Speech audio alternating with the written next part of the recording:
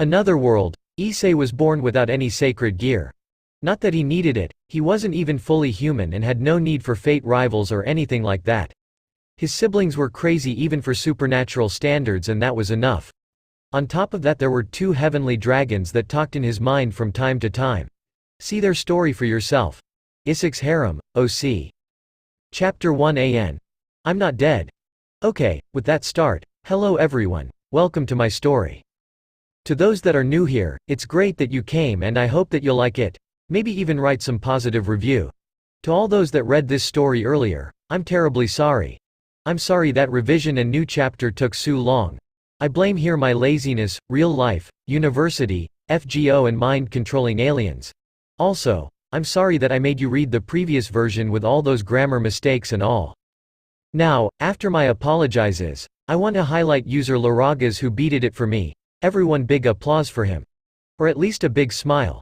He has few Dota 2 stories on his profile and recently started with DXD, Dota crossover, so if it interests you, go check them out.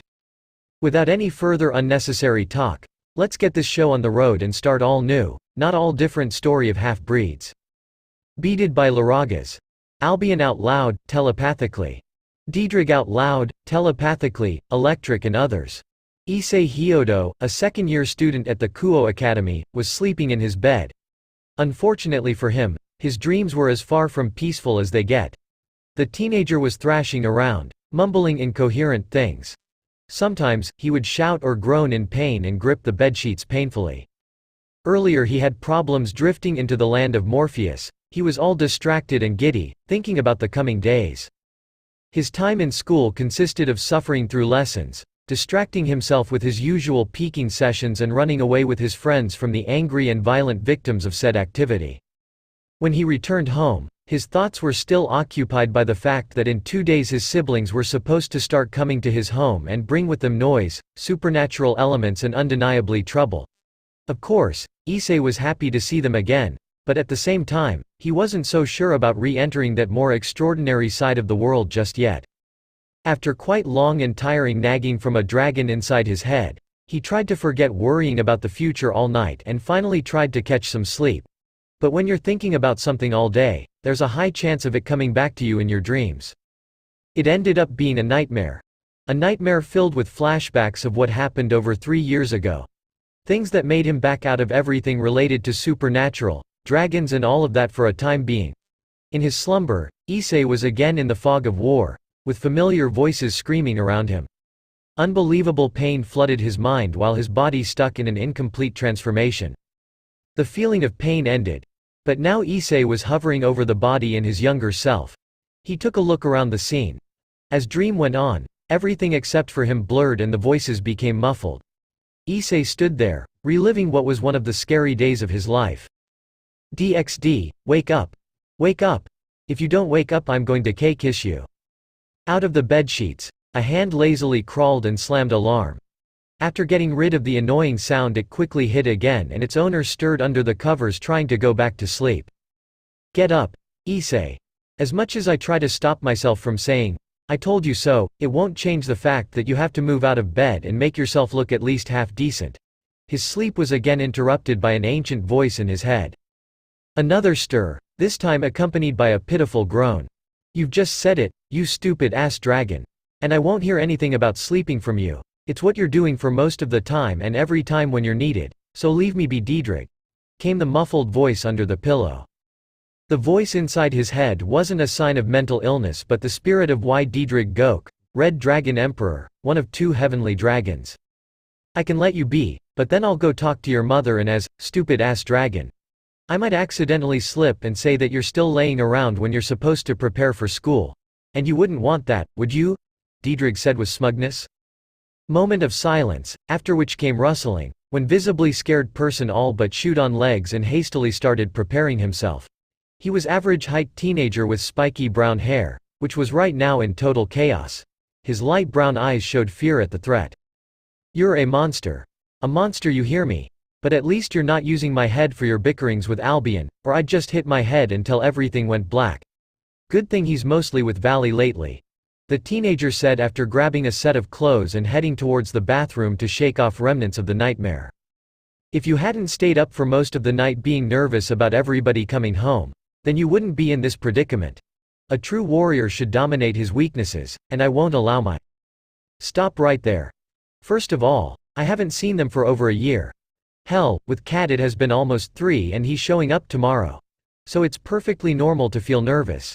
Second, I'm about to take a shower, so go back to sleep or something. Issei interrupted Diedrig's babble about being a warrior, strength and blah blah blah yada yada. All he got was a murmur, then he finally got his peace and quiet. First things first, gotta do something to make me not look like shit. DXD, you look like shit. A bald guy commented. Making himself look decent didn't work out. Even after setting hair in his usual hairstyle he still had bloodshot eyes, not counting he was all sweaty and panting for the badly needed air. He only had a few minutes left to wear his uniform as fast as humanly possible, drop his parent short, hi, grab his bento and ride on his bike at breakneck speed just to not be late. Right now he was standing before the entrance to Kuo Academy, a few minutes before lesson start. Look who's talking. You two look like you've been run over by a bus, or at least an angry mob. Issei shot back at his friend's jab. Actually it was an angry kendo club, not a mob. But close enough. Another guy rebutted. These were Matsuda and Motohama, Issei's friends, who, with him, were known to other students as the perverted trio. Both of them were in the standard Kuo uniforms and looked like they fought with a gorilla only to lose miserably. The trio mostly concerned themselves with watching porn, creeping everyone out with their loud perverted talks and peeping at girls in various situations. And while the last always ended in them getting beat up or trampled, it was never this close to death. Those two looked more like plums than humans. Can they even be humans to survive an onslaught like this? What did you idiots try to do that enraged them that much? Grope them? Steal their panties? Through Issei's head ran a few more intense scenarios. It couldn't be rape, these two would never do that. Right? Actually, after short thought, with a little push, they would do just that. They desperately needed girlfriends for their own good. What's worse, he wasn't much better, at least in the girlfriend department. Issei was sure he would never try to rape someone. The three of them enrolled into this school because it recently turned co-ed, so boys were in the drastic minority and they dreamed to use it to date multiple girls at once and create their own harems. And it ended in a dream state because they were now second years and none of them hadn't even dated once. Both beaten perverts shook their heads energetically, quickly followed with whines of pain. Nothing like that. We were just peeping on them as usual and when we tried to run some handsome asshole appeared out of nowhere. He tripped us and then fucking bowed to the girls with a smirk saying that we're perverted presents for pretty ladies to punish traitor of his own gender. Matsuda growled through his teeth. Yeah, because of him we didn't have a chance to wear them out. Come to think of it, it's also your fault. If you were with us, part of the beating would be focused on you or we could just throw you at them as a distraction and run. Motohama closed onto his friend to make him feel some of their pain. Issei deadpanned at both of them and was just about to point out how great of friends they were when a flash of red hair caught his attention. Rias Gremory, one of Kuo's two great ladies, was staring directly at him from the school building. Just thinking of her figure, or more importantly, her boobs sent Issei's brain into the gutter with a perverted grin plastered on his face. You remember that she's a devil? Her having interest in you is not good news, especially considering your decision about the supernatural. I know Diedrig. But boobs. Hearing Diedrig inside his head reminded him about lessons, so he ran into the school building, his friends right behind him. DXD, Akano, mark him as a potential candidate and tell Kaneko to follow him discreetly after school for some time. You think that he's the answer to your marriage problem? He looks kinda cute, despite his perversion. I don't know, but I can sense something inside him and we're almost out of time. DXD told you not to worry about anything. I knew I would make it in time. Issei was sitting in his place in the classroom and talking telepathically to the dragon spirit.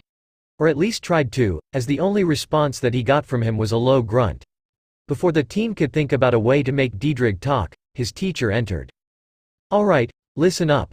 Before we start today's lessons I want to introduce to you a new transfer student who will be attending our class. Come and greet your new classmates.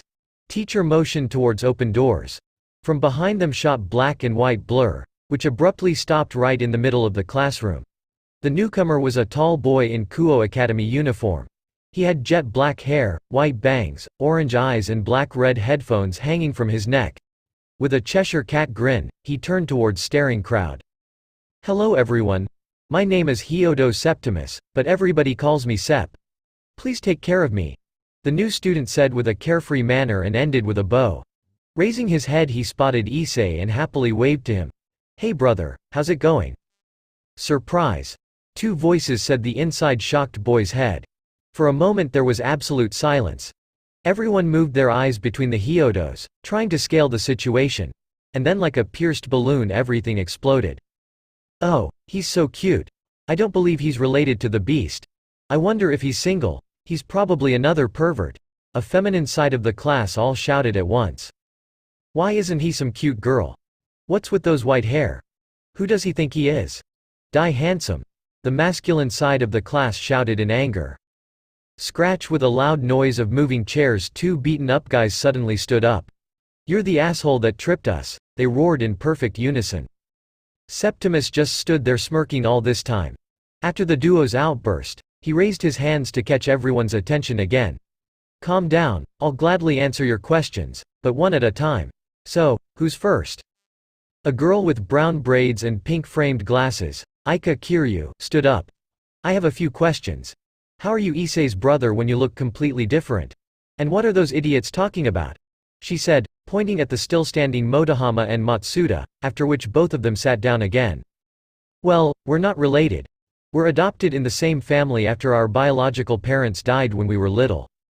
Actually, there's 6 of us, 1 more brother and 3 sisters, and some of them will enroll here soon too." Everyone looked at Issei. No one except his 2 friends even suspected that he had siblings, or was adopted. And about Baldy and his friend with glasses, it's short story. I saw them spying on the girls' changing room, then running away from what I assumed to be the wrath of those girls, so I helped them to slow down a little. He finished with a chuckle. The female part of the class started gossiping, which only intensified after Katase and Murayama confirmed the second part with a nod. Kiryu asked the next questions with a dead serious face. "Only 2 more questions. Are you perverted like your brother and do you have a girlfriend?" Taken aback by the blunt interrogation, Septimus looked at her in silence for few seconds and then answered with an uncertain tone. "I'm not sure what you mean. If you ask whether I'm going to sneak into lockers, discuss porn out loud or something like that, then of course not, but for sure I'm neither gay or some hermit. And at this moment no, I'm single." At this moment Issei came out of shock. "Diedrich, what the fuck? You knew Sep was coming back today and you stayed silent. And that he's in my classroom? And why this idiot doesn't even try to hide his presence at all? Even with my abilities sealed I can sense him. The devils here must know for sure that he's not human." The mad teenager yelled inside his head. While other students were asking their questions, the ancient spirit tried his best to calm the boy down. "Settle down hatchling before you make yourself a fool. The reason why I haven't said anything to you is that Cat asked for it to surprise you. And about him showing off his nature, I have no idea. You'll have to ask him yourself." "Alright, that's enough for now. Please, take a seat behind your brother and we will start the lesson," the teacher said, at which Septimus nodded. When he sat at his new place, Issei without turning said telepathically, "We need to talk." "That we shall do. Can't wait till break." Issei sighed, knowing that his brother was enjoying the turn of events and attention he got. "DXD, I'm hurt, brother. We don't see each other for almost 3 years and you won't even say, 'Hey, it's good to see you again.'" They were laying under a tree, shoulder to shoulder, staring at the blue sky. Lunch break started and they finally had a chance to talk freely. "Don't joke around. This is serious. I know you good enough to understand all this, surprise show up. But what got into your head to just walk in here while all but screaming, 'Yo, I'm a fucking supernatural'?" Septimus looked at him dumbfounded. "You still hold that charade with the seal? I could smell a dragon on you the moment I passed the gate, so I thought you stopped hiding and I can just walk as myself here." Now it was Issei's turn to stare blankly. "What are you talking about? It could be that your seal is breaking because up close I could mistake you for a sacred gear user. That would explain the sudden interest of the devils in him. Probably. Well, we can't help it now." The black and white-haired boy shrugged. "If I suddenly started masking my presence that would only make me more suspicious. We just have to go with the flow. Ah, before I forget, go home without me. I still have to take care of my stuff. I got here a little earlier than expected and I'm supposed to pick them up after school later. No problem. And Sep, it's good that you're back, bro. Issei was walking back home when he spotted a beautiful girl his age standing on the path. She was in a school uniform with a dark red jacket, had navy blue hair, and what Issei noticed foremost was that her boobs were enormous. When he approached her, she smiled at him shyly and said something that almost gave him a heart attack. Please go out with me. Issei's brain refused to work. This beautiful girl asked him to go out with her. Girl. Date. Him. It was like a dream come true. Only after the next few seconds did Issei realize that he was staring at her boobs and didn't answer. Great. You've most likely just screwed up your first real chance to get a girlfriend. Great fucking job, Issei. He started yelling at himself in his thoughts. Trying to save the situation, he shook his head and stuttered. WW what? He mentally facepalmed. Worst reaction ever. Are you Hyodo's Issei-san? Yes. I've always seen you pass by here and… Well, Now it was her turn to start stuttering. Ah, it's just too cute. His eyes again wandered onto her heavenly mounds. No, bad Issei. After a moment the girl calmed herself. Will you be my boyfriend? Unbeknownst to any of them, a certain white-haired girl eating sweets was watching them. On his way home, Issei felt like his feet got wings and everything became, more colorful. After he, with great enthusiasm, accepted her offer, the girl introduced herself as Kara. They talked for some time, after which Kala suggested, they go on a date this weekend. Can't wait to rub it in Matsuda and Motohama's faces. School romance. Adultery. Fortification. Which is almost the same as adultery. Naked women. Mawahaha. Soon, Kara-chan, soon you will be mine. And then my dream will come true and I'll become a harem king. He shouted to the sky, not caring about the weird stares that he attracted from adults, teenagers, children, and animals. Mommy, what is that guy talking about? Mommy. For the love of great red. Boy, stop embarrassing yourself. And are you sure she's not some assassin sent to eliminate you? Groaned Diedrich, now awake, still not believing what happened when he was napping. You're sounding paranoid, Diedrich. Do you seriously think so low of me that you assume someone would ask me out, only so that she could kill me? And I haven't sensed on her anything but human, so you can calm down. But your senses are dulled by your seal, so you can't be certain. You should let Cat check her. No way. He will scare her with his behavior and there will go my chance for a date. The dragon just sighed and said nothing. When Issei reached his home, his mother and father noticed his euphoric expression. Oh, I never thought you'd be so happy to finally meet your brother again, his father commented with a teasing voice. Seriously, did everyone except me knew that Septimus is coming back today? And no, your son is so happy because he finally got a girlfriend, he stated proudly. Crash, what? Came behind him loud, followed with even louder, fuck. He turned to see Septimus standing over box he just dropped, checking if everything was still in one piece. Language, young man. Sorry, Okawa-san.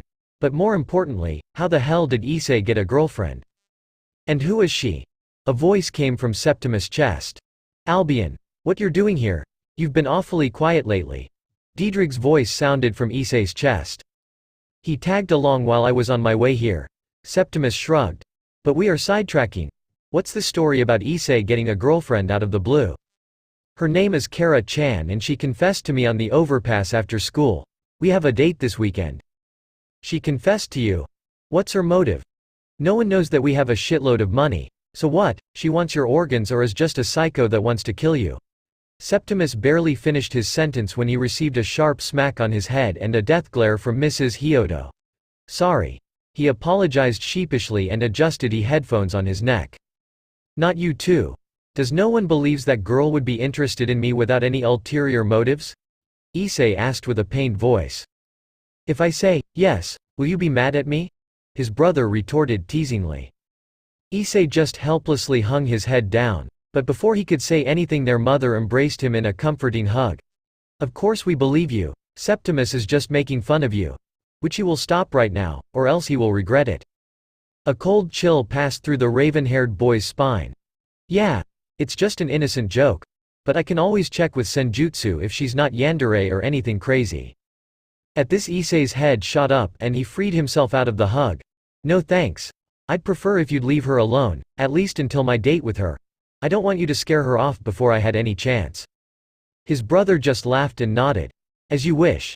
I can leave you two lovebirds alone for this week. And you don't have to worry about me doing something mischievous on your date. I will be out of town. As always at weekends, I have to do my job. But after that, you have to introduce her, no excuses." Unexpectedly hearing quiet sobbing, three heads turned to its source, to see Mr. Hyodo shedding tears of happiness. "My boy will finally become a man. I'm so proud of you, son." "Oi, Dad, it's just a date. Don't jump to any weird conclusions so fast." Issei screamed with panic visible on his face. In the background, he heard the rest of the family laughing their asses off at the situation. Issei was standing at their meeting spot, checking the time again. He was dressed in his best pants and a new shirt, bought especially for this occasion. It was his mother's advice. Until now everything was going great. Septimus kept his promise and stayed away from them, at least when he was with Kara. He made Issei his main source of fun at school. That and sleeping during lessons, but somehow still managing to pay attention to the topic. Motohama and Matsuda literally cried out of jealousy when Issei introduced his girlfriend to them and were ready to attack him for breaking their pact. The devils at school just watched him, but a little jumpy because of his brother's sudden arrival. He even got one of their flyers a few minutes ago, which he stuffed in his pocket, so it looked like they had no idea what he is. And the best was that both dragons promised to stay out of his head and not interrupt them. "Alright Issei, show her your best side and that you can be a perfect gentleman. So no perverted thoughts, no lecherous face or anything perverted. And stop talking to yourself in the third person," the nervous teen mumbled to himself. "Sorry for being late. I hope you didn't have to wait too long." Kara's voice pulled him out of his thought. She was in a maroon V-neck shirt which plunged very low, exposing much of her breasts, and a matching short skirt that drew hormonal teenagers' eyes. "Don't worry, I also just got here." Issei smiled innocently, trying to kill any unnecessary thoughts about his date's choice of clothes. It was late afternoon and they walked through the empty park holding hands. For Issei, the date was perfect. Holding hands, visiting stores, lunch in a restaurant, and now only two of them during sunset. Almost perfect. The only thing it lacks is a goodbye kiss, he corrected himself. "Aiz-kun, can you do something for me? Is this it?" Issei's mind quickly was clouded with his fantasy. He closed his eyes imagining her lips meeting his and him. "Sure. What is it?" His dreams were abruptly ended because of searing pain in his chest. Kara's face was right in front of his as if she's about to kiss him, and in her hand was the dagger. The dagger was embedded in him all the way to the hilt. "Will you die for me?" she simply asked, taking a step back and unfolding her wings with black feathers. The feathers flew dramatically all around them. "Kara-chan?" Issei fell on his knees, barely forcing even this one word out of his throat, feeling life slipping away fast with every second. Strangely, the girl's face looked older and her body grew larger and more mature. Even in this situation, Issei's first thought was about her breasts that were about to spill out of the now too small undershirt. "Oh, don't you know what's happening? My name isn't Kara, but Calawarner, a fallen angel. We know who and what you are. Unfortunately for you, our boss doesn't like that you're here and wants you dead." She gloated with a sadistic tone, looking down on his now dying form. "This little stunt was just to get me a clear shot, even if it was fun toying with you. But also it ends here. Goodbye." Her blue hair and cold eyes were the last sights before the darkness of death consumed him whole. Valley Lucifer, the great-grandson of the original Lucifer and current possessor of divine dividing, was flying over some forest when suddenly his sacred gear vanished only to reappear after a second. Albion, the dragon sealed inside of it, roared painfully, frightening every living thing in earshot. His roar was full of sorrow, but also promised wrath and dreadful revenge for whoever was responsible for making his spirit suffer. On the other side of the globe, a girl dreamed about Red Dragon. In her dream, the dragon was roaring, throwing himself across burning fields and clawing, as if trying to get out of some kind of prison. The girl could feel that dragon was hurting as if he'd just lost someone dear to him. Unexpectedly, the red reptile stopped and focused his gaze on her. Next thing she knew, she was awake, clutching her left hand with pain and the burned sight of emerald eyes filled with grief in her mind. DXD Septimus changed into his normal clothes and was just about to go tell his boss that he's heading out on a train when his chest felt like someone poured liquid metal on it. Quickly checking the source of pain, he found out that there was nothing wrong, which left only one answer. Issei.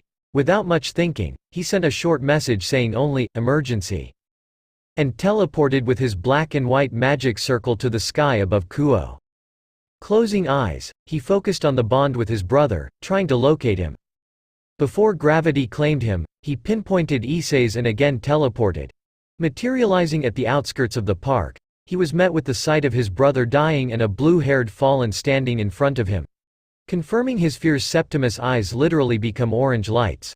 Black shadows danced around him and clawed at the fallen angel. He feels his blood turning ice cold and two ebony swords appearing in his hands. At the same time, a few things happened. Without a sound, he shot towards Black-Winged Bitch with inhuman speed. Calawarner noticed the intense bloodlust moving at her and saw two orange orbs glowing through some white hair. And suddenly a light spear that came from the trees flew at the attacking Septimus. Deflecting the unexpected projectile, he missed his chance for a quick kill and skidded a few meters away. Finally stopping, he turned with his weapons pointed to where the spear came from, only to see a girl coming fast at him with an expressionless face, dead blank eyes and another light spear in her hand. What makes matters worse is that Septimus recognized both the face and the spear. Ray? Just for a split second, he hesitated. Then, the next moment his stomach was pierced and the shadows around him disappeared as he was face to face with his opponent. He stared into her eyes, but haven't found there any recognition, or any other emotion. Something more a machine than a sentient being. Shaking himself out of the shock, he slashed both swords at her, but Fallen Angel swiftly jumped back out of his range. With blood pouring out of his stomach, he discarded both his swords and summoned dark balls of fire, throwing them at the enemy. Seeing that the situation is getting out of hand and their main objective has been completed, Calawarner made a quick decision. "Rainair, we're retreating," she shouted and hastily flew away. Without any sign of confirmation, Rainair dodged the fireballs coming at her, then did same as her colleague and took off into the sky. "Come back here," Septimus roared, dispersing fire in his hands, but when he tried to follow them his legs refused to obey him and he fell on all fours. The gaping hole in his stomach reminded him of someone laying a few meters away from him. Issei. No, no, no, no, shit. Fuck, fuck, fuck. He yelled while crawling towards the motionless figure of his brother. Don't you dare to die on me, you perverted bastard. When Septimus reached the body, he immediately extracted the dagger, stuffing it behind his belt and started repairing the wound with magic. But as Issei laid without life or showing any signs of coming, Septimus barely noticed his strength leaving him too. Don't leave me, you idiot. Live, he said with his eyes becoming wet. Unexpectedly, a red light started coming out of Issei's pocket, then from the crimson magic circle appeared before the brunette. And out of it came Beauty in school uniform, with striking blue eyes and the most intense red hair he had ever seen. A devil. What happened here? She looked around seeing blood trail, black feathers, and burnt marks. Save him. Please. Not having time to explain, Septimus begged, gesturing towards the body between them. The scarlet-haired girl knelt before the dead boy. After noticing it was the same one she was thinking about adding to her peerage, she took one of her pawns, but when she tried to use it on him she was stopped by the boy with orange eyes. One won't be enough, you need to use all. Hurry up, he stated with frighteningly crazed eyes. The surprised devil wasn't sure about that, but conviction in his tone made her follow his advice. She almost forgot how to breathe for a moment. Just how powerful is he? Some of the 8 pawns mutated. Only those with a very strong power could mutate an evil piece. Seeing it, Septimus finally relaxed and dropped on the ground like a puppet that had its strings cut. Turning over on the back, he finally let loose of all his emotions. Ha ha ha ha. He laughed maniacally and cried like a newborn child at the same time. I did it. Coming close to him, the devil pointed at the wound in his stomach. You're dying too, and it's too late for me to save you with normal methods. Are you willing to join me? Still laughing and crying, the teen nodded. Summoning again her chessboard, she took out her unused bishop and placed it on his chest. When nothing happened and she was about to try her rook, but Septimus grabbed her hand with the evil piece. When she looked at him, she saw him staring with extreme determination, but not at her. He was focused on her hand and the bishop piece. "Oh no, you fucker. I don't care if you're not enough. If I have to, I'll mutate you myself." Black and white aura swirled around him. Septimus concentrated on the area around his hand. Rias Gremory was taken aback by the power coursing inside her bishop piece. When Septimus finally withdrew his aura, the bishop piece was as black as the abyss with rivers of white and red dots all over it. Then the abnormal bishop started glowing, after which it levitated and was absorbed into the boy's chest, who then lost his consciousness. "Era," Rias Gremory muttered, awestruck at the event. "First one down. If you have any questions, thoughts or anything like that, leave them in reviews or PM me. I always try to answer ASAP those registered here, and to those without an account in the next chapter. If you liked it, follow and read the following chapters. Ch1 of 13 next, Chapter 2 AN. Second chapter, following the resurrection of boobs-loving pervert, and all the shit that it will cause. Have a good lecture. Beated by Laragas. Albion out loud, telepathically. Diedrich out loud, telepathically, Electric and others. Wake up. Wake up my love. Or else I'll kill you. Wake. Issei slammed his alarm as always in the morning, but this time something was different. When a stray sunbeam found its way under his blanket, it stung him. I feel like I've been through this whole killing business recently. The teen mumbled and turned to catch a few more minutes of sleep. Issei's sleepy mind registered another weird thing. Since when did his bed get something warm and soft, like one of those stuffed toys? Running his hand over it, suddenly he heard soft moan right next to his ear. Losing all signs of sleepiness, he bolts up, throwing blanket off, and before him emerged something that stopped any higher functions of his brain. In his bed laid Rias Gremory, the most beautiful girl in his school, fully naked, with his hand on her bottom and the blissful expression on her sleeping face. After a second of silently staring at her bare body, Issei did what any sane person would do. "Whaaaaat!" he screamed out of shock. The girl before him sleepily sit up, and at the same time, he could hear a loud thud behind the wall. After few second and more ruckus, his door shot open and in them stood Septimus. With ruined clothes, although his red and black headphones remained strangely intact, blood all over him, white magic circles in his hands and ready to attack at any moment. When he laid his eyes on Issei and Rias, both circles disappeared and he watched the scene before him wide-eyed. Simultaneously Issei had his eyes glued to Rias' breasts while she was stretching, a small trail of blood trailing from his nose. After few second impasse, it was Septimus who broke it. He ran back to his room, only to return the moment later.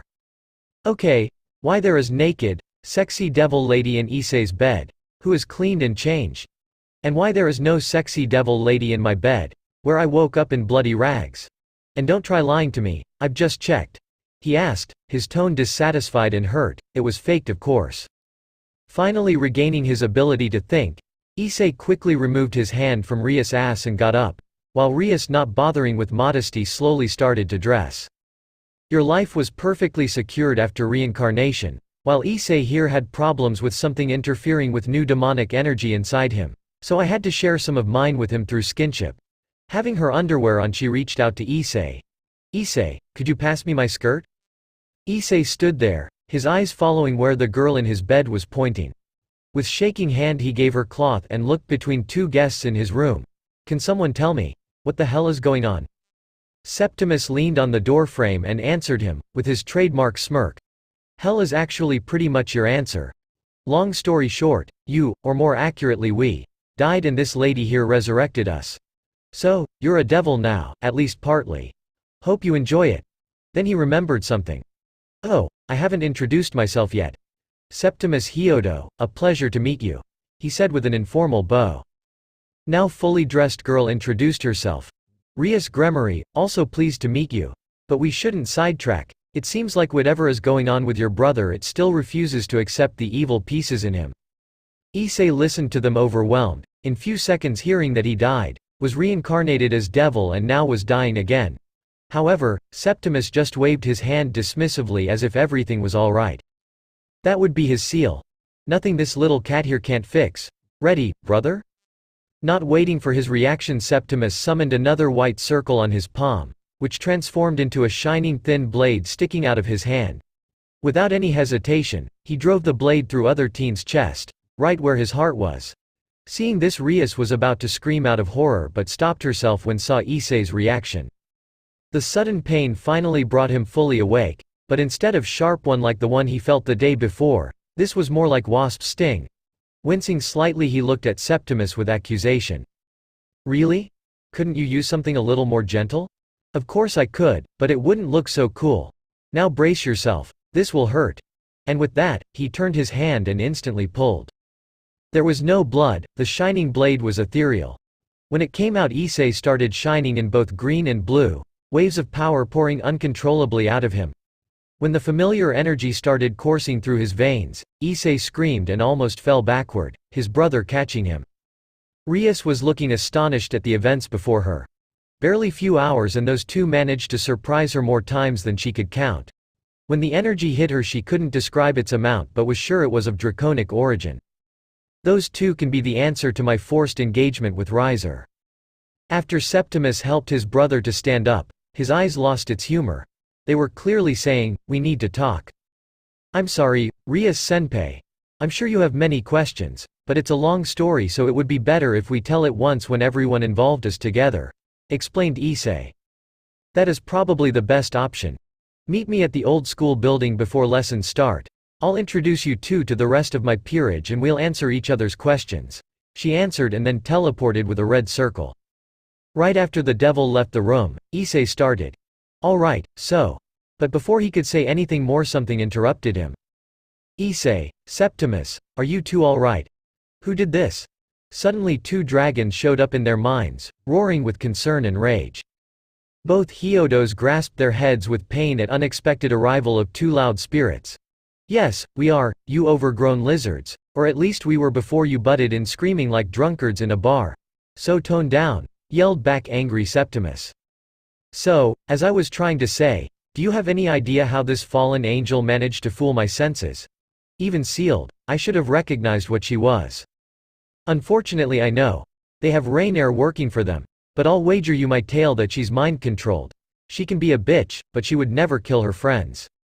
If Rainier was behind that illusion, then no wonder Issei couldn't see through the blue one.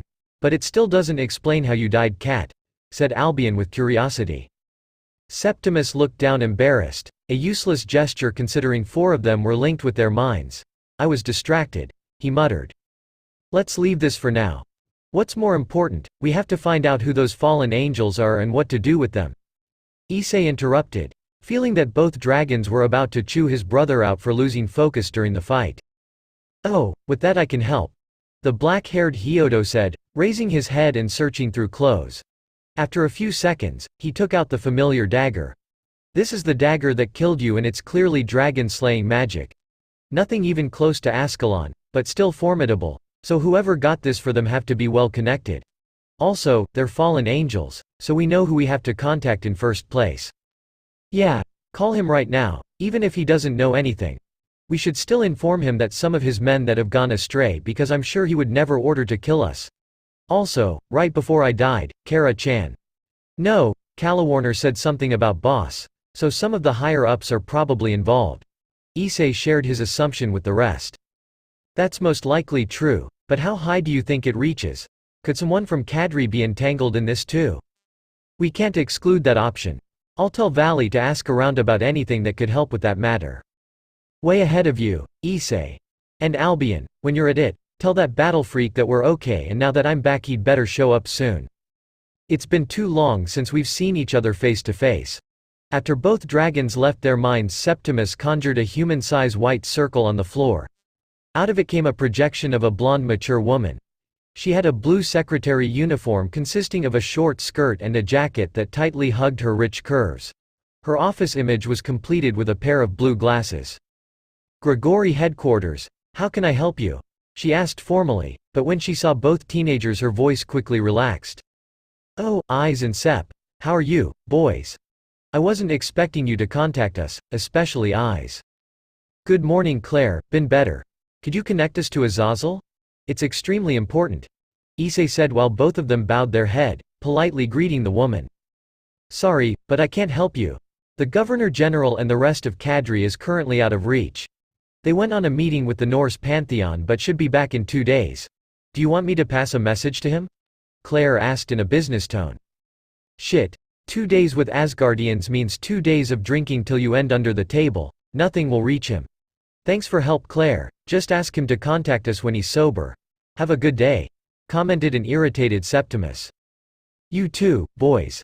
And tell your mother I said, hello, it's been a long time since you visited us. Except you, Septimus. With that, she cut the connection. So we can't count on Azazel for at least 3 days, and without consulting him we can't make a move against them. So that makes meeting Rias and her group main problem for now. It will be interesting to see their reaction. Issei chuckled. You were fairly interested in Gremory's boobs for what I've seen. Although you surprised me when you had your hand on her ass instead of them. Anyway, you have one more problem that you've forgotten. Septimus left the room laughing. Oi, that was an accident, even if very fortunate. And what you're talking about? Issei yelled after his brother. Your clothes. Welcome back in Supernatural, bro, came to him. As Issei looked down, it dawned on him that he was standing this whole time only in his pants.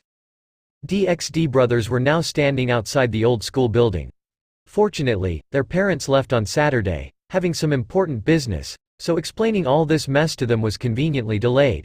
Both were in their uniforms, Septimus with his ever-present headphones. We're doing this as planned. I'm the one who's gonna do the talking. When the time is right I'll give you a sign and boom.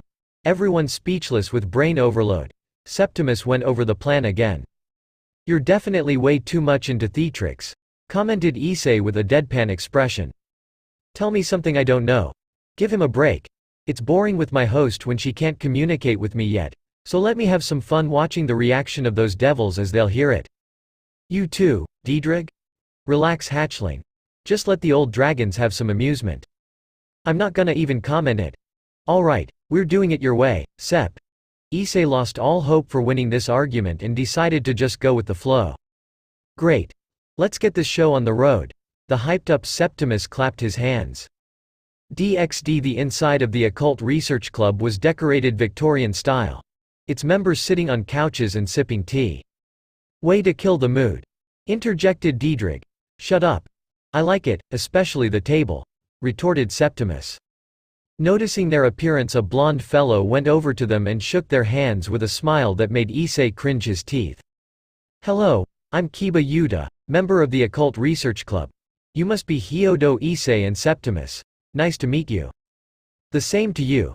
And for future reference, I prefer Sep, my full name is way too a mouthful, answered the dark-haired boy with a smile of his own. I sense some gay vibes between you two. Issei sneered to his brother telepathically. Septimus let go his grip like burned. Fuck off. Looking between brothers, Yudo shrugged at their weird behavior. Sorry, but Bucko will be in a minute.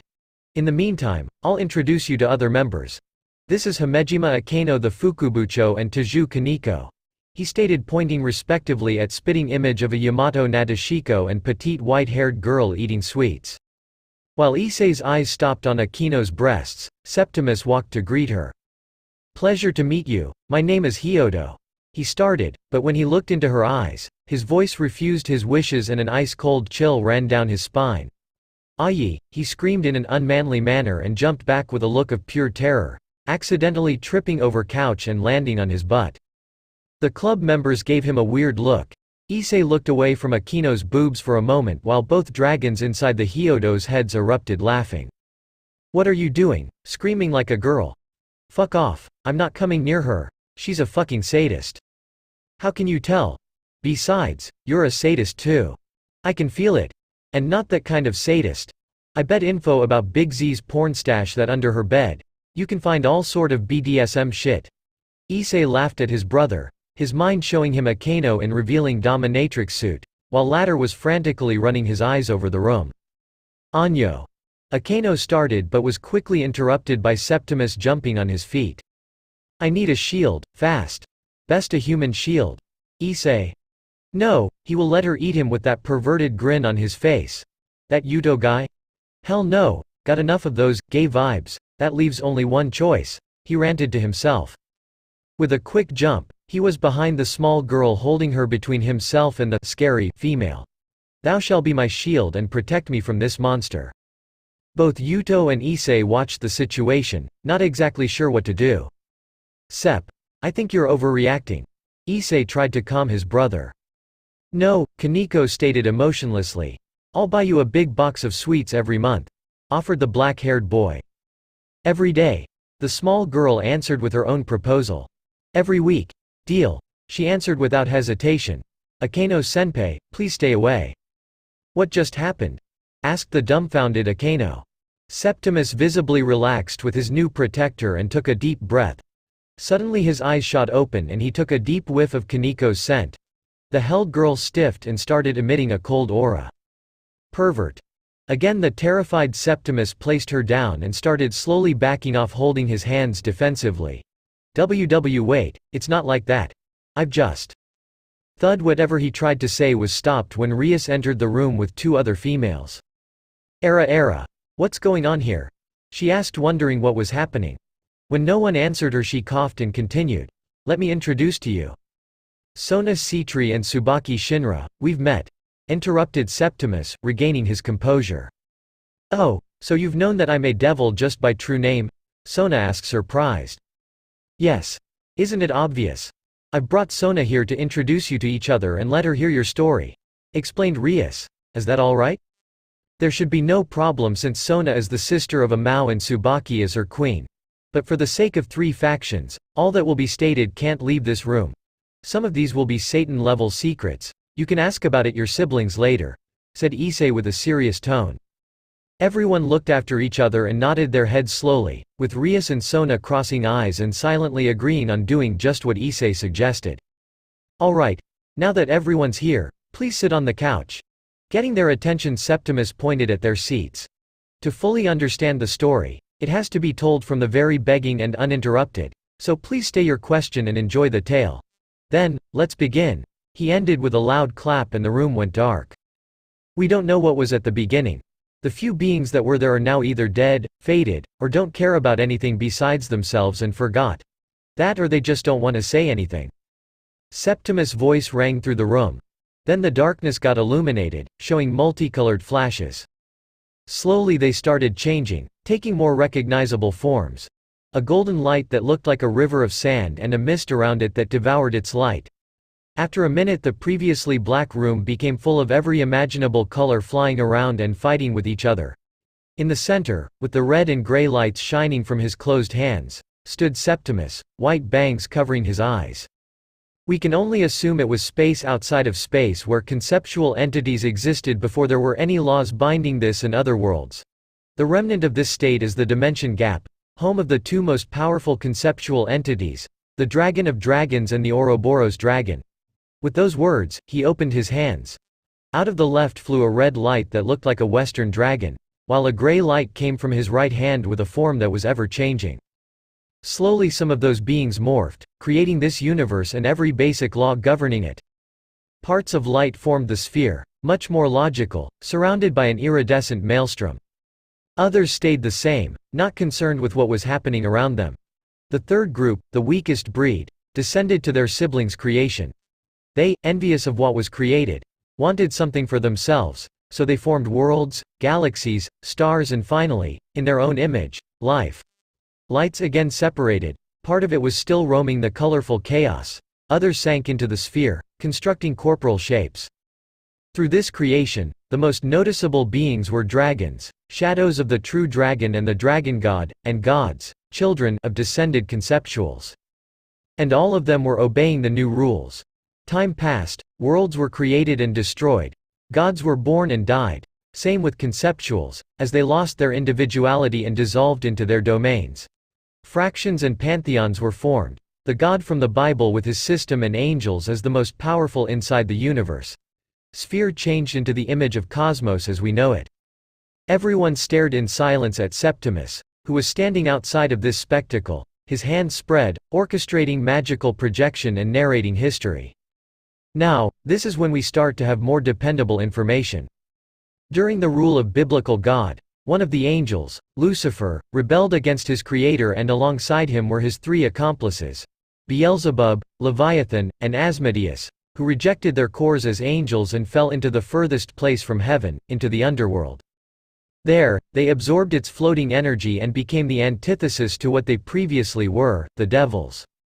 It's unclear how they did that, but with the help of the first woman, Lilith, they created a whole race of their kind and populated the underworld, creating 72 pillars, the oldest clans governing it.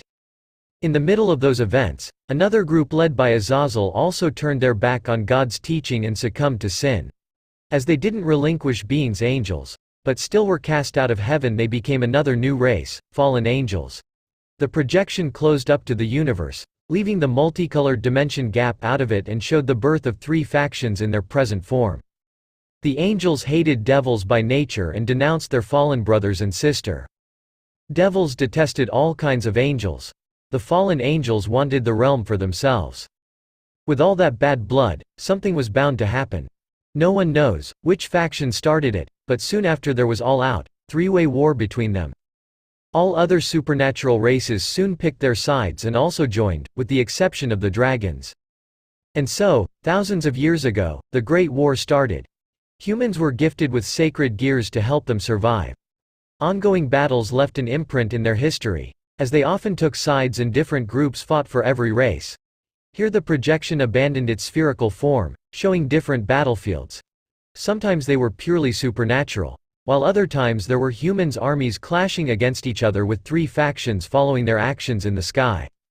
Around 1,000 years ago happened something unprecedented. During one of their battles, two dragons, the most powerful of their kind after Great Red and Ophis, interfered. As two powerful beasts fought, they killed soldiers on all sides. Leaders of the factions tried to stop them, but that only enraged both dragons. In face of such a powerful enemy, devils, angels, and fallen angels called a ceasefire. With the joined power of three factions, they managed to kill both of them, with God sealing their souls inside sacred gears.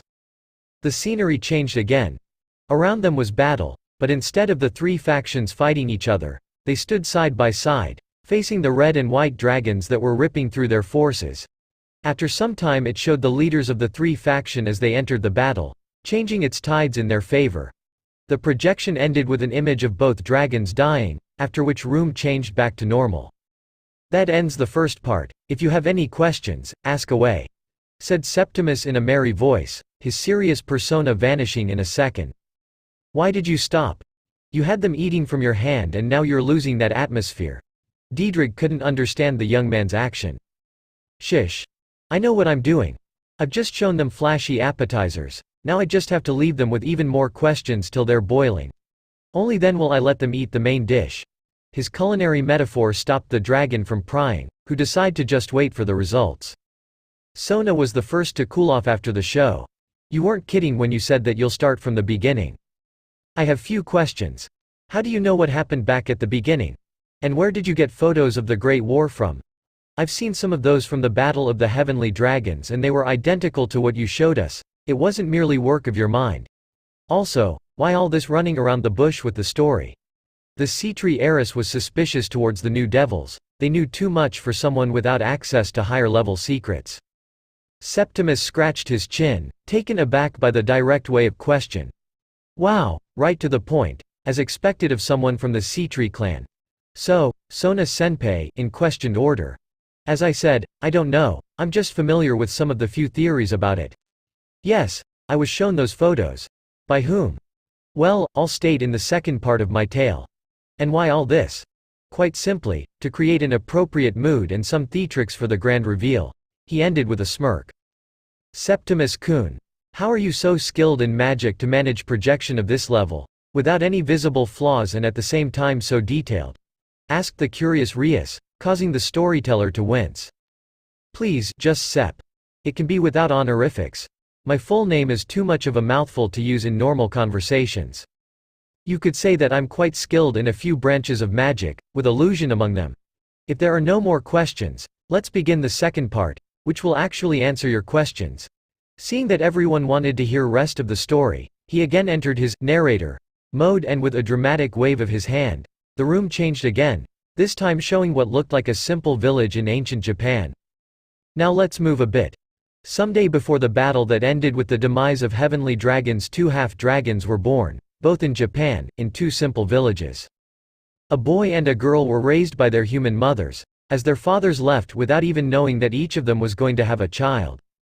Dragons have other meaning to their race. You either are one or you are not.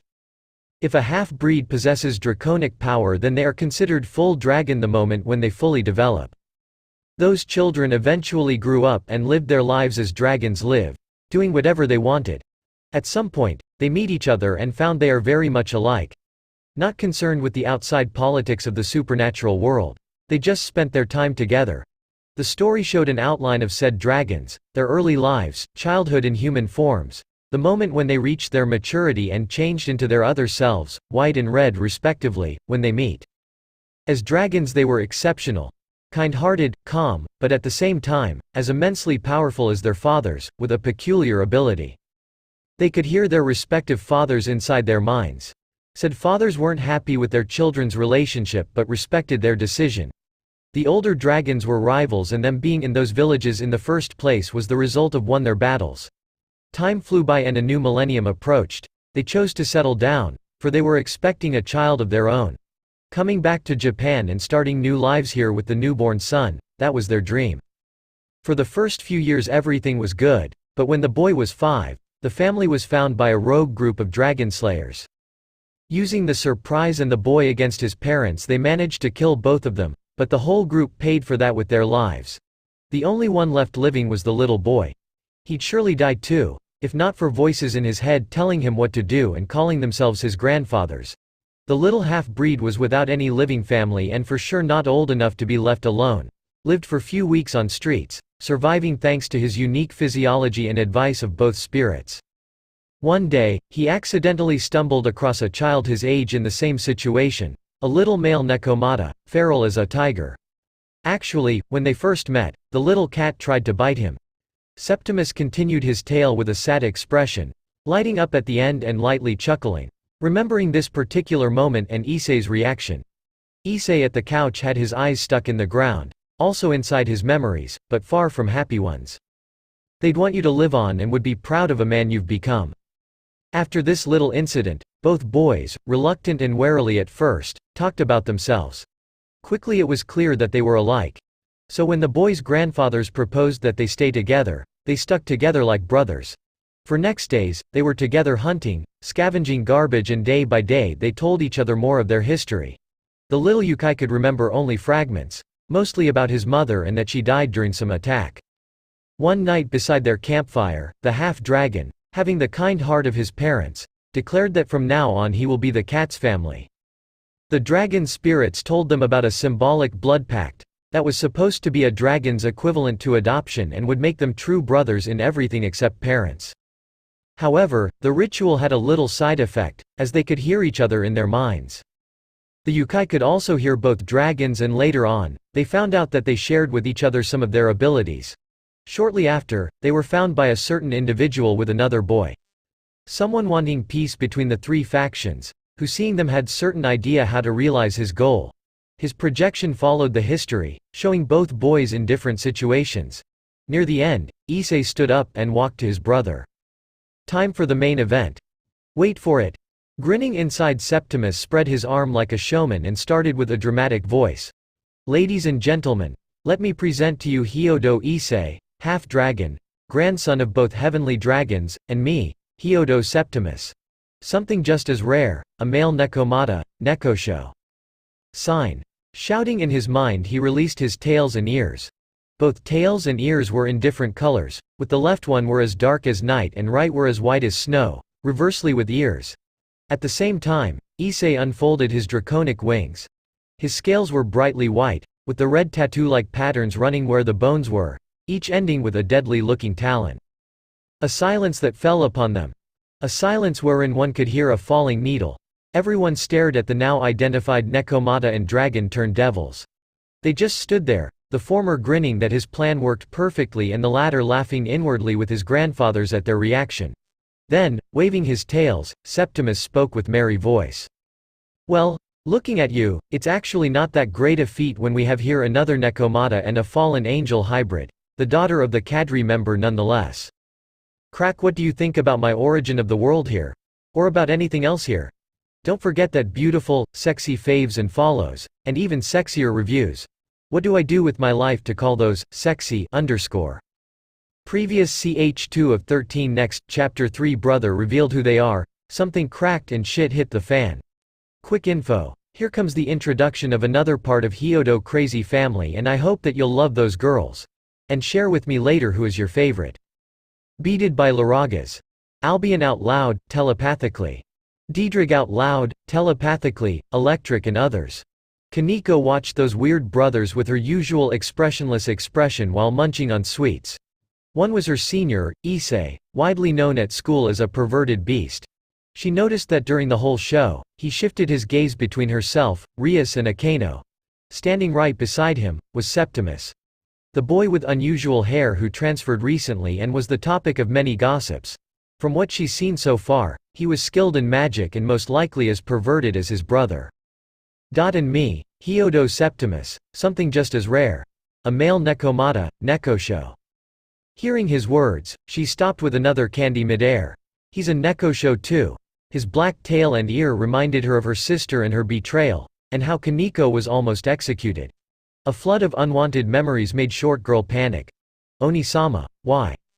Well, looking at you, it's actually not that great a feat when we have here another Nekomata and a fallen angel hybrid, daughter of the cadre member nonetheless. For a second, the world around her stopped. The white-haired girl couldn't form any thought, the words echoing deep inside her mind. Unconsciously dropping her candy, she stared with a look of pure terror at both Hyodos, unable to move. Crack sitting next to her. Akeno dropped her cup, looking like she was about to panic herself. The sharp sound of broken vessel pierced their ears, partly waking youngest girl. No! Her loud scream echoed inside the room, while she tightly hugged her petrified neighbor, trying to hide and shut herself out from everyone. Okay, that's not something that I've expected. Do you know what's going on here? Septimus clearly didn't know what was happening and how his words could cause such a reaction.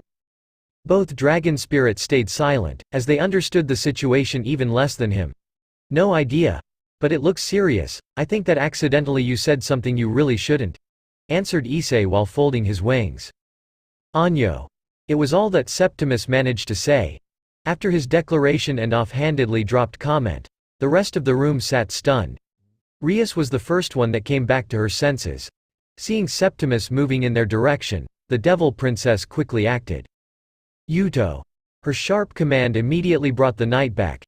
Faster than the human eye could register, he shot from his position, conjuring two demonic swords and directing them to the black-haired teen's throat. Halting with his foot in the air, Yukai focused his eyes on the two black pieces of steel pointing at him. It's getting worse with every second. What have I done to make them try to kill me? He screamed internally. I have no idea, but you two can most likely take them. They have potential, but are young and untrained. Diedrich answered seriously. And set a new world record in becoming strays? No thank you.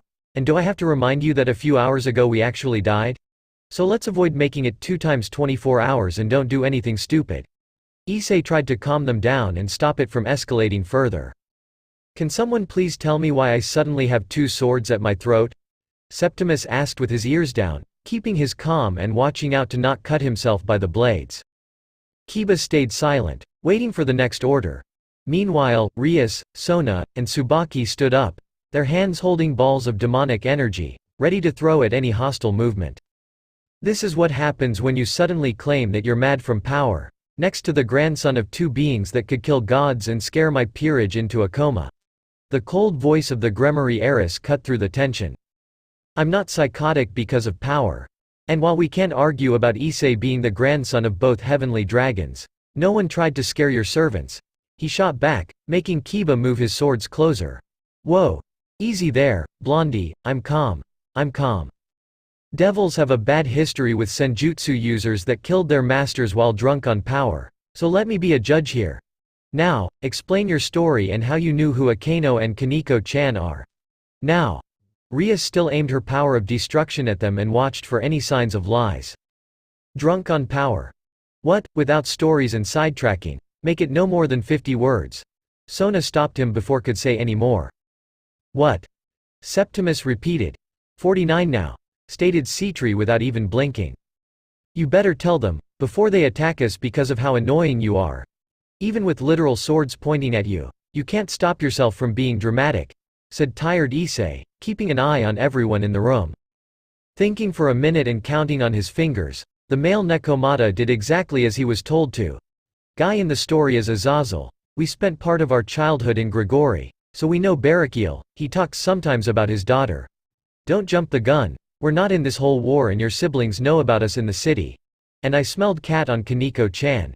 Done," he declared in one breath, maintaining eye contact with the swordsman.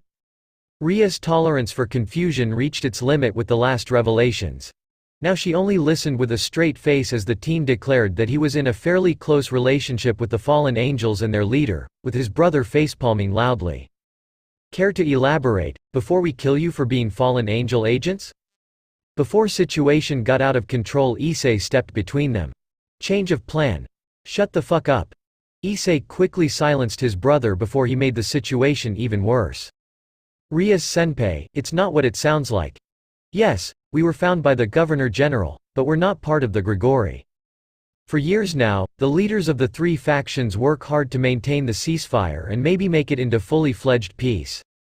Long story short, our family can be called their project to eventually show higher ranks that different races can live together, because everyone in our family is of a different part of the supernatural world." Azazel is the main supporter of this idea and as someone who is known for focusing more on his research than the war, was chosen as our supervisor. Until now, only the leaders and a small selected group that is working on this project know all details, but as we are now part of your peerage and Kaichu is also responsible for this territory, you should know it too. Issei would pray for them to understand, if not for his new condition. And so, he only held his breath when Rias and Sona exchanged a silent conversation via eye contact. After a moment, both of them dispelled their magic and the relived teen released the air from his lungs. "Kiba, let him go," the redhead commanded calmly to her knight.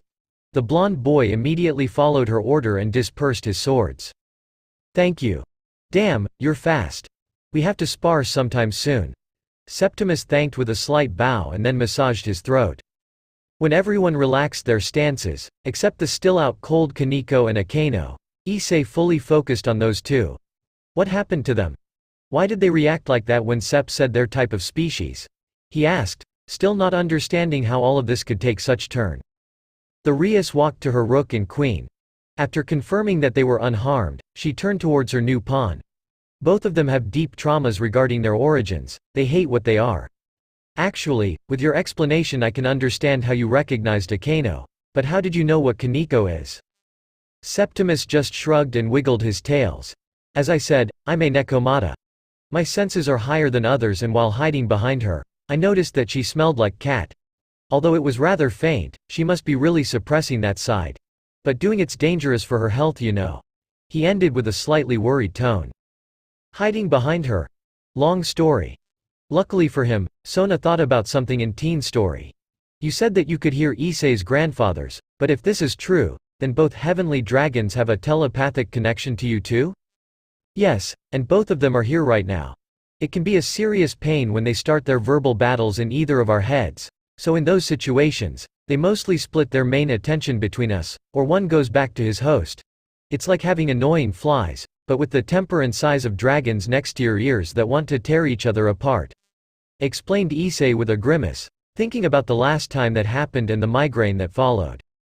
When you're inside a mind that thinks only about boobs and sex, there's not much more to do. Besides, our arguments aren't as bad as you say. The irate voice of the Red Dragon Emperor came from the boy's chest. Was that? Sona asked, astonished. Diedrich, and my name is Albion. Greetings, young devils. If you think that this is weird, then at first they were using our mouths. Let me just say, it was creepy. Joked Septimus as he tried to lighten the mood. MHH. The soft groan got everyone's attention. Both Akeno and Kaneko were slowly regaining consciousness. Before they could freak out again, Rias was there, explaining that they were safe and both teens weren't going to hurt them. If nothing else, we've got ourselves a caring master. Looks like the rumors are true. The Gremory House really care for their servants. Noted the black and white Yukai with content. As their king repeated what was said, she looked at them with curiosity. Just how powerful are you guys? And what are your abilities? We're definitely more powerful than you combined but not super op. And our abilities? Oh, it's easy. Issei has better senses, higher stamina and durability, resistance to fire and poison, access to Tuki and partial dragonification.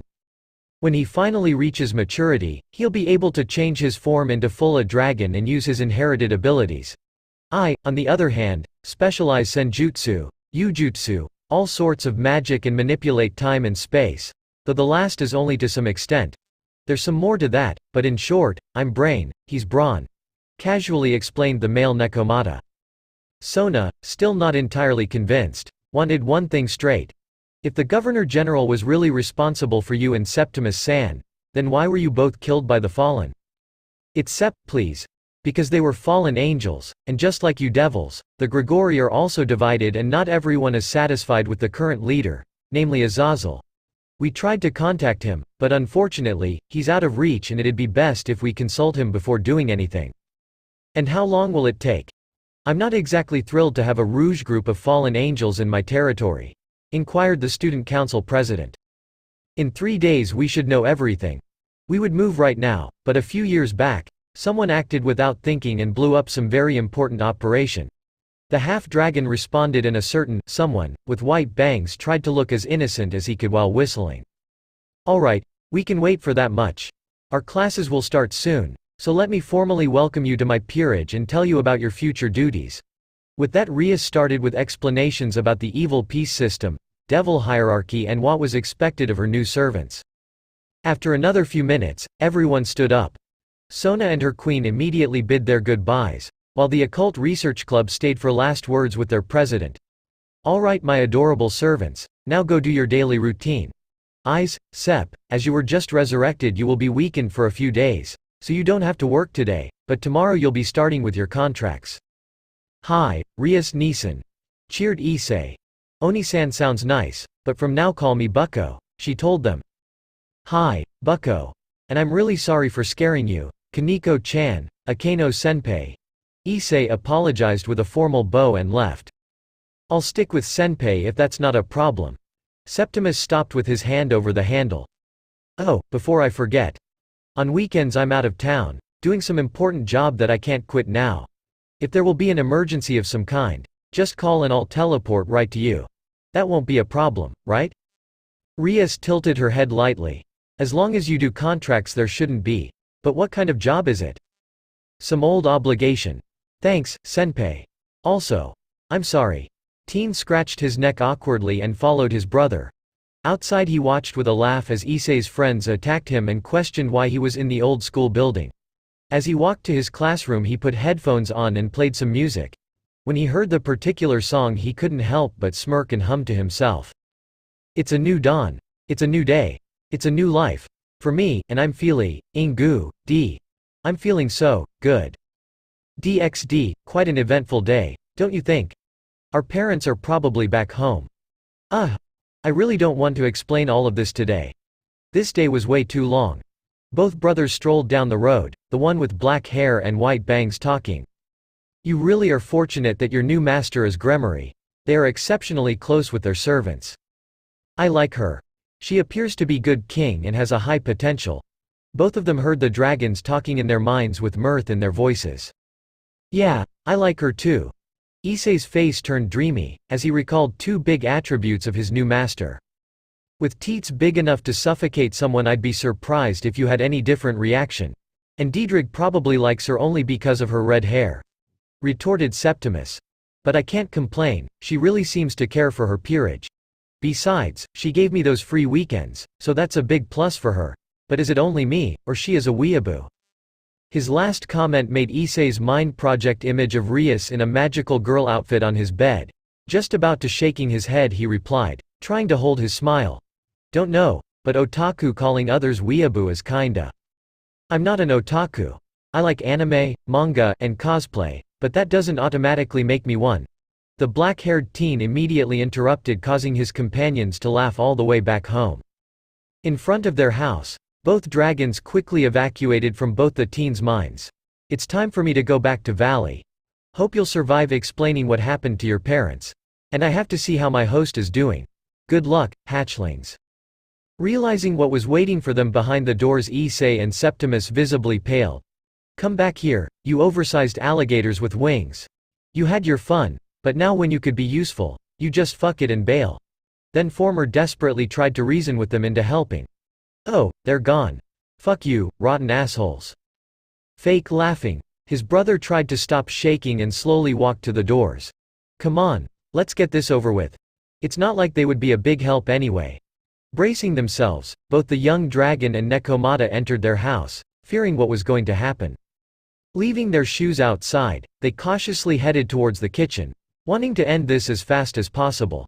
Halfway there they heard people laughing and suddenly something clicked in Septimus' mind. "I knew something's not right. Issei, run." They brought back.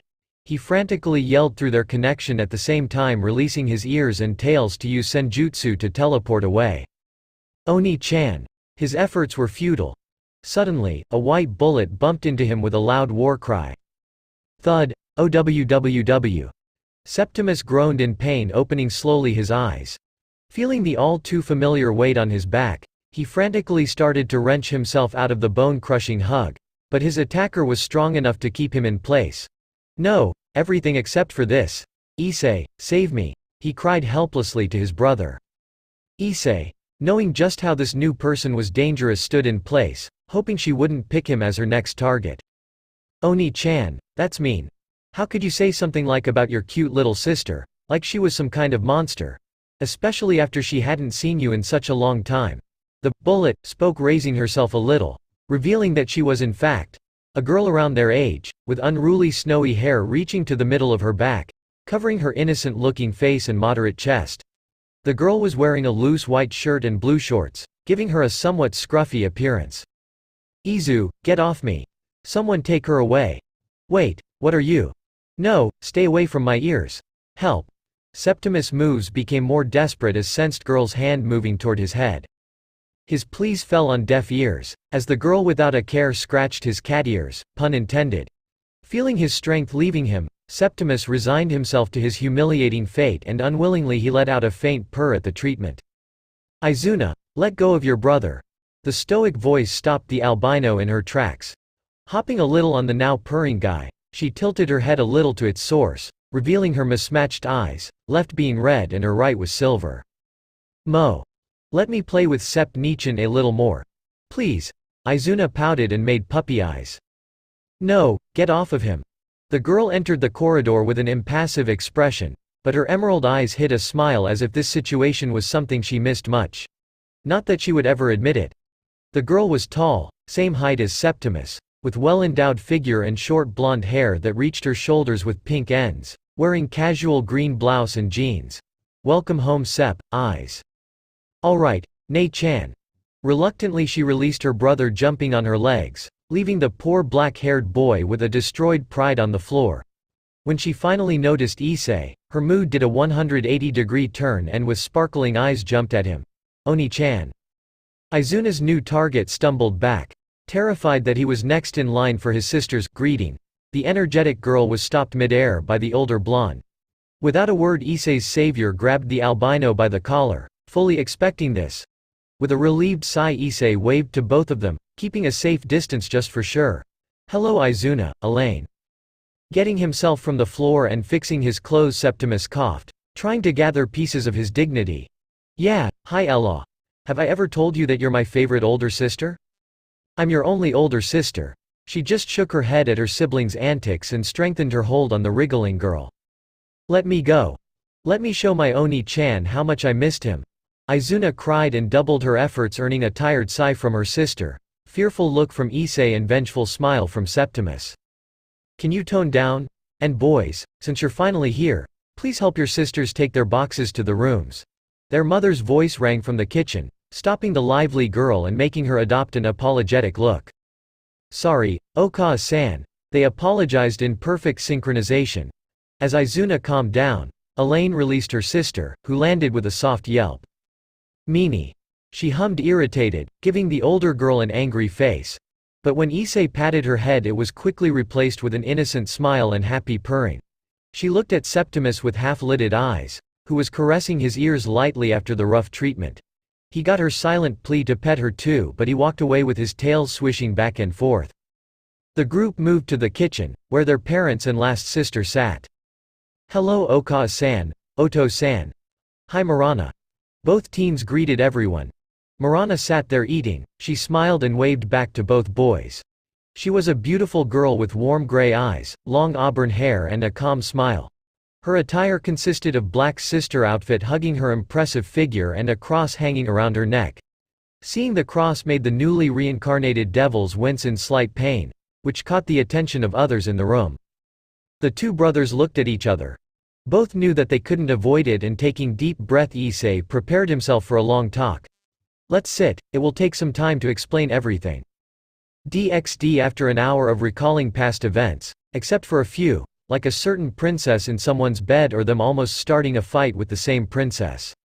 The whole family sat quietly in the living room. Everyone was mulling over the news and what it meant for their future. The first one to break the silence was Mrs. Hyodo. "If I understand correctly, your new girlfriend turned out to be fallen angel. That was sent here to kill you. Then when Septimus came there to save you, Rainier showed up and stabbed him, allowing them to escape and the devil reincarnating you. Then the devil showed up here in the morning, informed you that you're devils. You meet her peerage, she introduced you to them and you revealed who you are and told them about rest of family?" "More or less, except that Calaturner is more like his ex-girlfriend now and we just told them that everyone here is part of supernatural without any details," specified Septimus, still little moody after the rough welcome. Seeing as Issei winced at his joke about his girlfriend. Ex-girlfriend. He immediately regretted it. "Sorry. And you're telling me that Azazel, that is supposed to prevent that situations from happening, especially if they're caused by his people, as currently with Norse Pantheon. On some important meeting." Her tone stayed the same, but everyone knew well where it was going. "Why yes. What if they tell someone, even accidentally, about what we're doing here? We still need the appropriate situation to come out to light. The project alone won't be enough to convince others to make peace." Mr. Hyodo stated the issue that weighed on his mind. "I don't think we have to worry about that. Sisters of the Mao are smart and they'll talk before anything to their older siblings. Today, Lucifer-sama and Leviathan-sama will have some family time, but it's safe to say that our daily life is safe," the dragon hybrid assured his father. "And as much as I don't like this because of the whole dying thing, being part of Eris peerage will be useful in convincing those geezers from the 72 pillars to our plan," added Septimus, trying to sweeten the deal and avoid angering their mother. "All right." She stood up and looked at her husband. "Goru, we're going to pay a visit to the Norse gods. And for Azazel's sake, they better really have an important meeting or the Grigori will need a new leader for endangering my children." After that, she started collecting things needed for their travel. Goru, clearly expecting this behavior, calmly finished his coffee and smiled at his wife. "Yes, dear. Remember to take all components to travel to Asgard. We don't want to repeat what happened the last time we were there." He then turned to the younger part of their family. "You know what to do when we're gone. Don't do anything stupid, rash and don't blow anything up. We'll be in 2 days at most, so wait for us and hope that the meeting is serious." After their father left to help with preparations, the group of teens exchanged worried looks, fully knowing the extent of the potential danger that Azazel was in. "I don't know who has it worse. Uncle Zaz now that Oka-san is after him. Ray-chan since she is mind-controlled, Sep Nichan and Is Nichan because they died yesterday. Or me, since Sep Nichan doesn't want to feed me." Izuna said straight out of the blue, doing her best to make the black-haired Yukai feed her with a cute face. "I'm not doing this, so leave me alone," he immediately cut her, ignoring her whimpers. Right then they've heard the sound of teleportation, meaning that their parents left. Both males visibly relaxed at that sound, sinking more into their seats. "All right, it could definitely be worse. Actually, nothing happened to us, so I'd say she took the news remarkably well." The brown-haired teen turned to his brother. "Nothing happened to us, but I'm curious if Azazel will be as fortunate. But hey, as long as it's not me that's on another end of Ka-san's ire, I'm happy. I know what we need to do. Let's throw a party to celebrate our reunion," suddenly shouted the white-haired girl just a few seconds after that. "No." But the rest of household instantly shot down her idea. "You're no fun. But when Oni-chan comes back and our family is again complete we're doing one. No discussion." After that, she got back to staring at Septimus. "Issei, could you help me with last few boxes?" Elaine asked her sibling casually. Of course. The brown-haired boy instantly agreed, eager to help his sister. After 15 minutes of moving things to girls' rooms, Issei came back to living room to watch some TV, but as he was about to enter he saw Marana giggling and Septimus feeding the beaming Izuna, who was seated on his lap and played with his tail. Not a word. Septimus growled to his brother in low voice through their connection.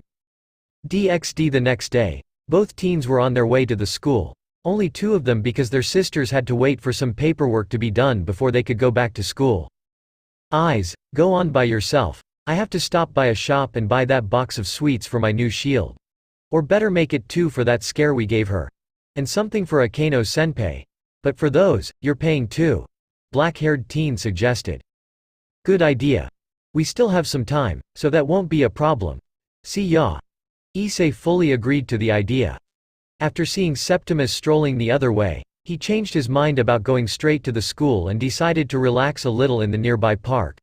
While he was sitting on a bench, thinking about every crazy thing that happened to him just yesterday, an abrupt sound brought him back to reality. Thud, owie. His eyes were introduced to pearly white panties with green stripes that were on a nun. Another chapter ends, another occasion for me to talk. In the next one, there will finally be an opportunity to see how both brothers fighting. Besides that, I'll just leave here my opinion that some of this season's anime are great, with reincarnated slime and bunny girl senpai being the best of them. Leave a review, fav and follow, then review again just because. And see you in next chapter.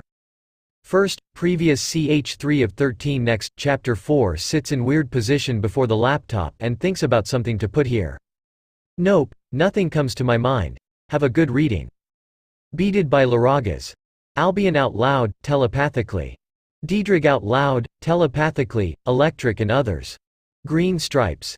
Issei's eyes instinctively registered and burned inside his mind the image of the young nun's underwear. He shook his head and quickly helped the poor girl get up. Are you all right? He was genuinely concerned about her, that fall looked really painful. When the girl in the habit looked up and into his brown eyes, he immediately admitted that she was a real beauty.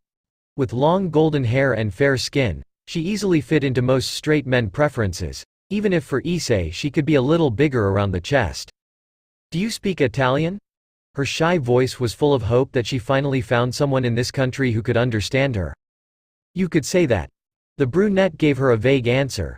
Explaining the whole deal with him being a devil and can understand every spoken language would end up with too much of a trouble for such an early hour.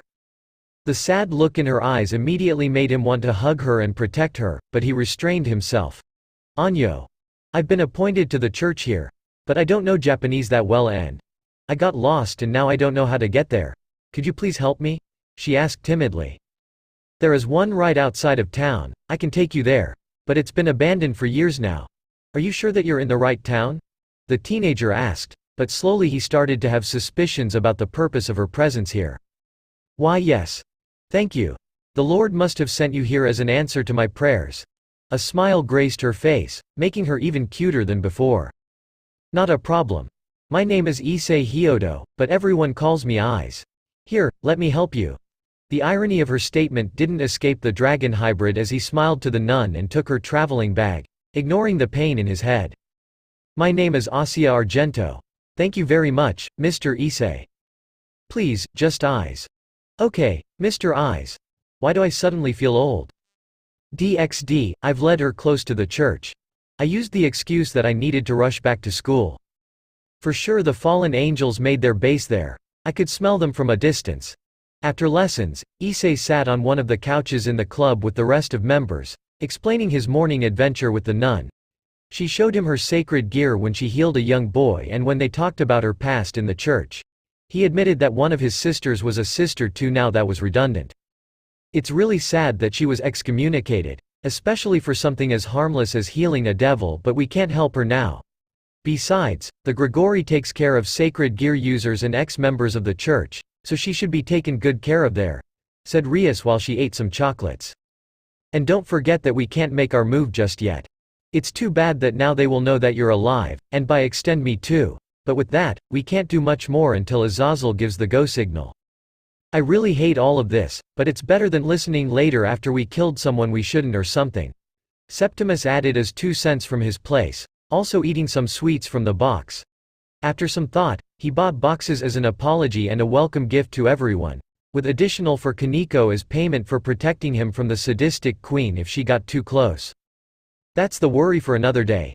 I wanted to give you your first job as a devils today, but we got an order from the Archduke to exterminate a stray devil that showed up here, so it will be a good occasion as to show you how we fight and vice versa.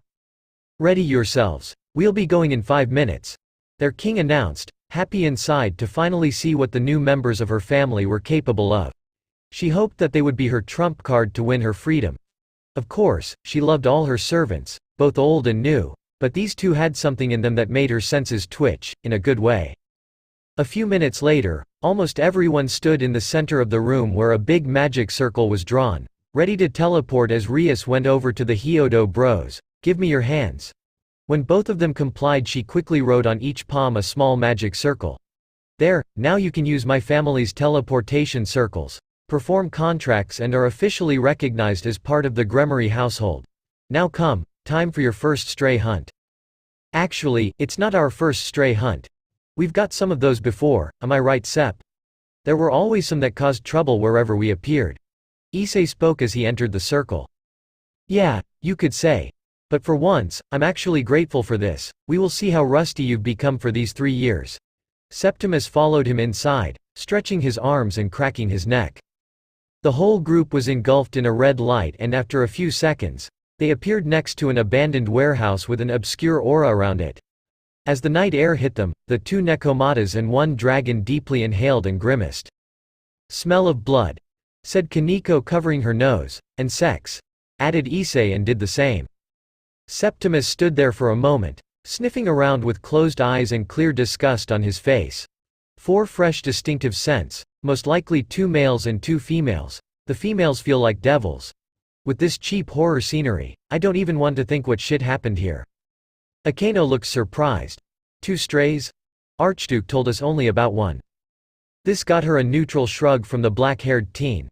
I don't know, I'm just saying I what smell here. What I know, however, is to always follow the nose, so better be on your guard. Rias stood there, thinking about the unexpected turn of events and their next move. All right, everyone. If there's a risk of it being an ambush, then we have to be careful. Ise-kun, Sepp-kun, if only 1 stray will appear, then you will look for the second and won't allow her to hurt any of us while we fight. If the second does come out, then you both engage it while we kill the other. She explained her plan to the group. Hi, Bucko. Hi, Senpai. They slowly opened the doors, the foul stench making everyone recoil. Looking for any sign of the stray devils, they slowly moved forward. Everyone felt a wicked presence in the building circling around them in the shadows without any sound. I smell something disgusting, but I also smell something delicious. I wonder, is it sour, or is it sweet? Stray devil visor, by the orders of the Archduke, we're here to eliminate you for leaving your master's side and rampaging as you please. Rias states to seemingly empty space. Bihibaheha. An inhuman laugh echoed around them, followed shortly by loud steps. A naked, disfigured, female centaur came out of the shadows, wielding 2 spears that glowed with malice. The Gremory group tensed, looking for a weakness to exploit. You should really be careful walking around like that, letting your boobs hang around without a bra, or else you'll end up with ugly sags. And really, you couldn't make it more grim and dark. I understand the need for mood and all, but it's not so painful to clean and remove the stench, you know. Except for the 2 Hyodos. Everyone looked at them dumbfounded, talking like it was some sort of social meeting, not a hunt for depraved monsters. Pervert, said Kaneko, reluctantly comparing her developing breasts to that of the stray, her king and queen. Shaking off another weird antic of her pawn and bishop, Rias Gremory gave her servants orders. That's one, Ise and Sepp, stand by and search for the other. Yudo, go. Hi. The blonde knight gripped his sword and launched towards the monster at insane speeds. For the untrained eye, it looked like he vanished, only to reappear with his sword striking at Visor's arms, only to be stopped mere inches by the giant spear. Immediately he vanished again, the second weapon impeded where his chest was a second before. The sword boy is fast, I give him that. His technique is not bad either, but he still has much work before him if he wants to fight in the big league. Diedrich unexpectedly voiced his opinion in both teens' heads. Diedrich, what are you doing here? asked Issei, following Yuto's movements as he ran around and hit the stray from different angles, every assault barely intercepted. Unconsciously, a lecherous grin spread on his face when every blocked strike made her breasts jiggle. At the same time, the knight didn't even spare them a second glance, focused only on her weapons. I was bored. My host is currently sleeping and her dreams are not that interesting, so I came to you to see what you are doing, the Red Dragon Emperor admitted without any shame. Jia. Leaping over the swing of Visor's beastly leg, Yuto got under her guard and with clean swipe he cut both of her arms, making the horrific woman scream. He can do better, or he has some kind of trick that in his arsenal. Also, it's an honor to be the entertainment of a great, legendary, lazy lizard that doesn't do anything useful. Septimus, whose eyes were jumping between the fight and scanning the room for the second stray, answered. Watch it, little cat. If only I had my body you would be mere seconds away from being eaten. But you don't have, and with your host unable to communicate with you, the most you can do to me is be an annoying distraction. Considering that I had my share of dying for this week and I'd be happy to go without it for the next millennia or two, let me do my task and shut up. Issei had to snort at the situation, where the teenage Yukai scolded the spirit of a being that made gods tremble in fear without even batting an eye. Erg. Visor, enraged with the loss of her arms, turned around, looking for her running opponent. Right then, a little figure attacked her blindside with a strength that made the monster grunt in pain. Whipping her head to her new attacker, the stray spotted Kaneko still holding fist after the hit. Die, midget! With an ear-piercing screech, the centaur-like woman rushed at the small girl, trying to squash the girl with her overwhelming mass. Visor's words seemingly had no effect on the little rook. Yet when the enormous paw with claws tried to hit Kaneko, she met it with her own devastating punch. Her eyes cold enough to send a chill down her opponent's spine. Crunch! The moment they collided, bones of monstrous legs snapped with a sickening sound. Arg! You little… Whatever Stray tried to say was stopped when Kaneko jumped and following after first blow she punched the bigger woman in the stomach so hard that she was sent flying. She has a nice punch. Now, what if she used Tuki with it after some training, nay Sep? Issei turned his eyes from one Nekomata to the other, to see him watching the white-haired girl with caution. Shadows formed around Septimus' hands to disappear seconds later, and in their place was a katana and wakizashi in each hand. Have to remember, never joke about Kaneko-chan's height. Breasts too most likely, not worth the trouble. Muttered the Yukai. Got something on the second stray? Nothing much. I only felt little stir when that beast lost her arms. Me too, but at least we're sure she's here and watching us. Don't drop your guard. I could say the same to you. Bump. The stray fell back onto the ground, seemingly drained of energy. Era, someone's been naughty. Akeno laughed while walking slowly to the fallen enemy. With magic, she changed her attire into Shrine Maiden and raised her hands. Miko. Both Hyodos cried happily at the sight. Bzzzzzzzzzzzt, ga arrrrh. A giant lightning bolt hit Visor, electrocuting her and sapping the rest of her strength to fight. And this someone needs punishment. Oh ho ho ho ho, you can take it, don't you? It will be my master who shall finish you off. Akeno blushed while she licked her lips, as she visibly enjoyed her actions. I fucking told you! Shouted terrified the Septimus, taking a step back and crossing swords in a defensive gesture, his previous eagerness for the raven-haired girl's new outfit gone. I was right, she's a sadist that gets off on this. Don't worry, she's only like that when she's fighting. Rias calmed her bishop and walked up to the pitiful pile of smoking remains and her queen. Akeno, stop. Alright, I'll give you this, now I'm scared of Akeno-san too. But doesn't she remind you of someone who could change attitudes at the drop of a pen? Issei asked offhandedly. He paused. Do you feel that? I'm not getting orgasms torturing my prey, I just kill them. And yes, I do feel that. She'll attack soon when she'll see a chance to kill even one of them. Be ready.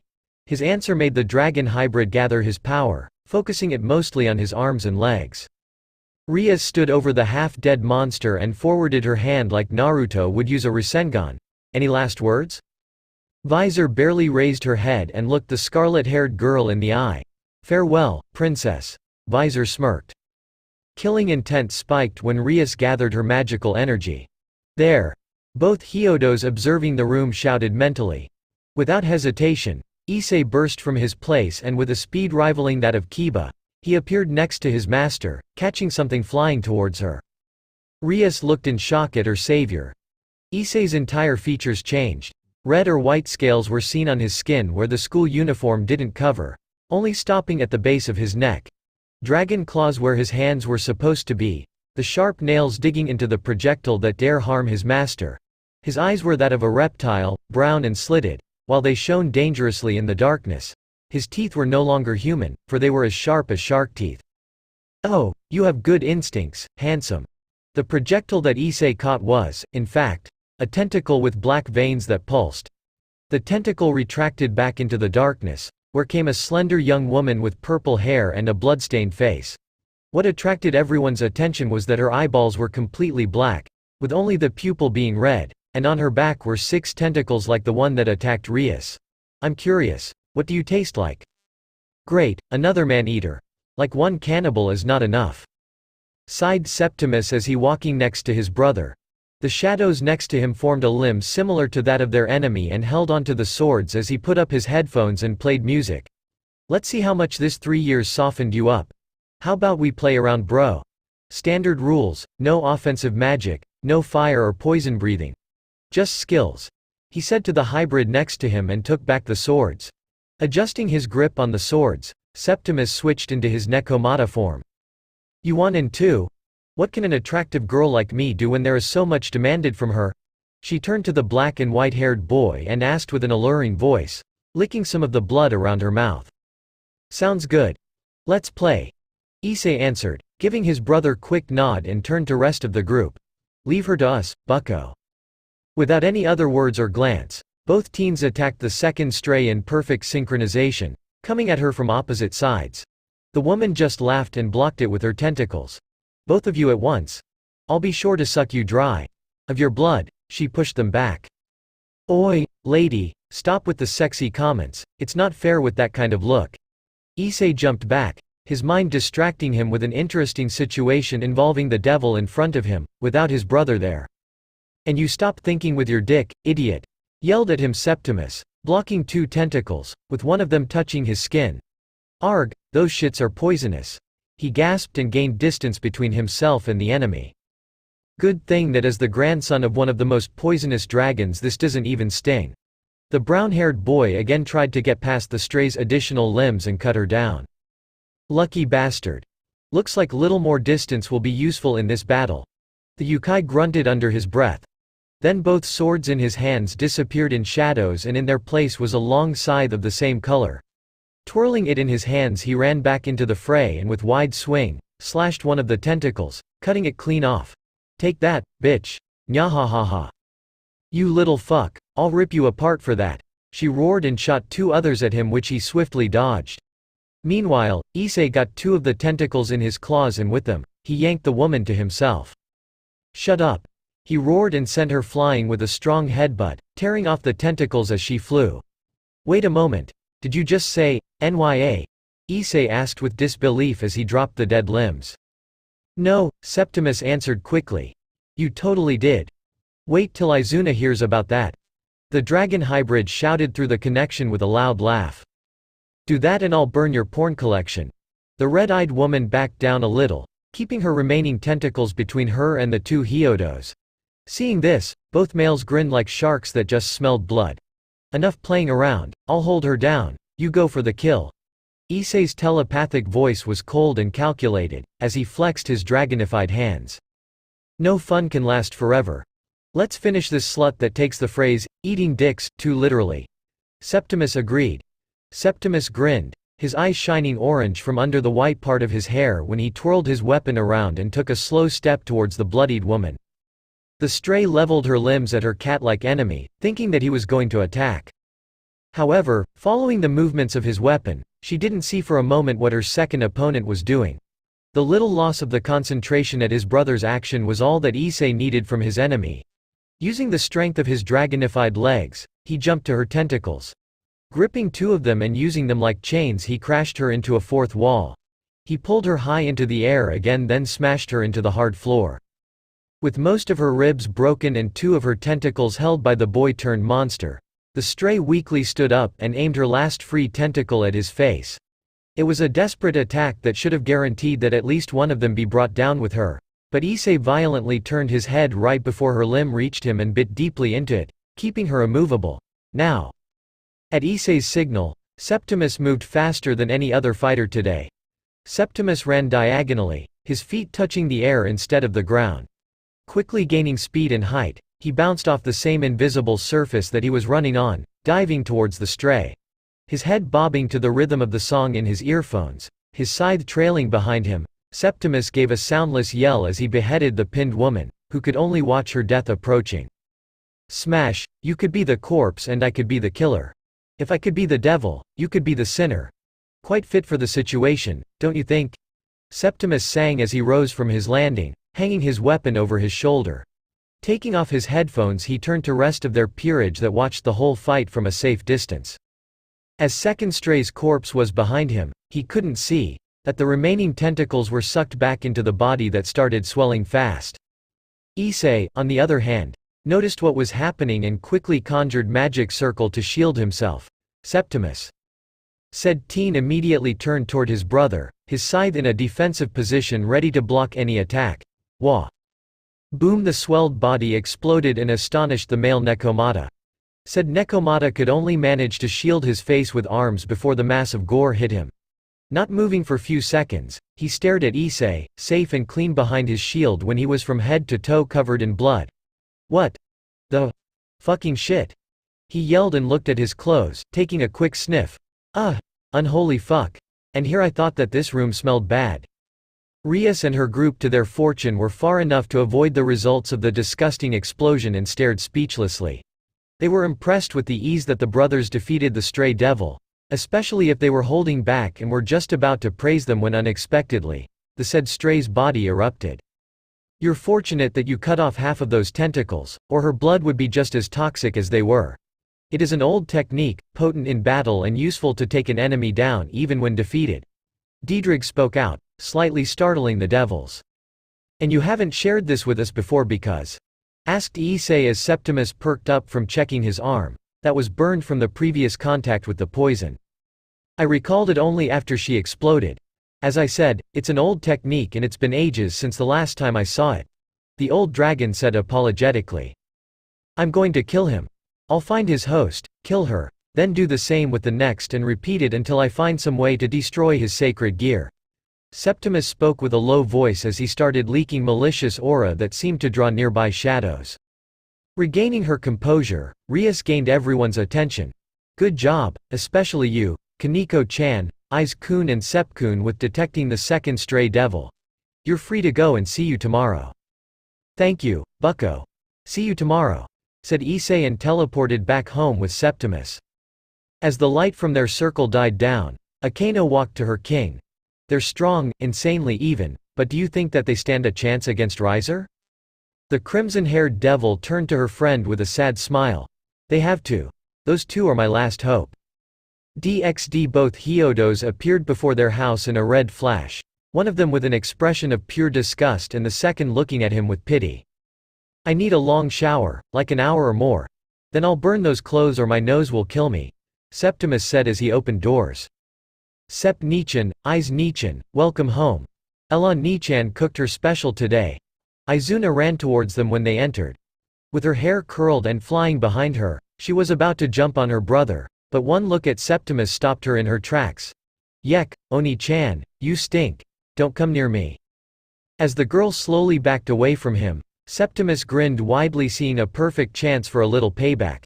What's wrong, Izu-chan? Give your Oni-chan big hug. The teen with orange eyes imitated her voice as he opened his arms and took a step in her direction. No, the younger girl screamed and ran away, her brother following right behind her, laughing like a villain from a cheesy anime series. Issei looked at the speeding duo as he walked inside. His legs and nose immediately guided him to the living room where Elaine and Marana were setting the table. Hey, Ella, Mira. We're back.